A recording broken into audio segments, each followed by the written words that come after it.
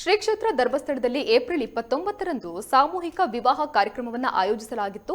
ಆದರೆ ಕೋವಿಡ್ ಪ್ರಕರಣಗಳ ಸಂಖ್ಯೆ ಹೆಚ್ಚುತ್ತಿರುವ ಕಾರಣ ಸರ್ಕಾರದ ಆದೇಶದಂತೆ ಸಾಮೂಹಿಕ ವಿವಾಹ ಕಾರ್ಯಕ್ರಮವನ್ನು ರದ್ದುಗೊಳಿಸಲು ನಿರ್ಧರಿಸಲಾಗಿದೆ.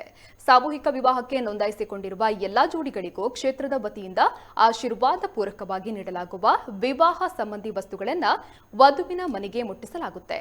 ಆದರೆ ಮದುವೆಯ ಸಂದರ್ಭ ಯೋಜನೆಯ ಕಾರ್ಯಕರ್ತರೋರ್ವರು ಹಾಜರಾಗಿದ್ದು ಮದುವೆಯನ್ನ ಸರಳವಾಗಿ ಹಾಗೂ ಸರ್ಕಾರದ ನಿಯಮಗಳನ್ನು ಪಾಲಿಸಿ ಮಾಡಬೇಕು ಎಂದು ಸೂಚಿಸಲಾಗಿದೆ.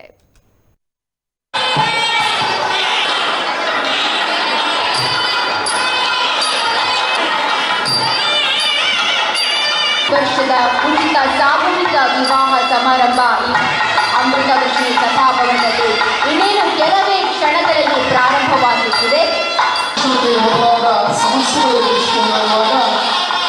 ಈ ವಿವಾಹ ಕಾರ್ಯಕ್ರಮವನ್ನು ಬಹಳ ಸರಳವಾಗಿ ಮಾಡಬೇಕು ಪ್ರಾರಂಭಿಸಿದ್ದಾರೆ. ಎರಡು ಕಾರಣಗಳಿಂದ ಇದು ಶ್ರೇಷ್ಠ.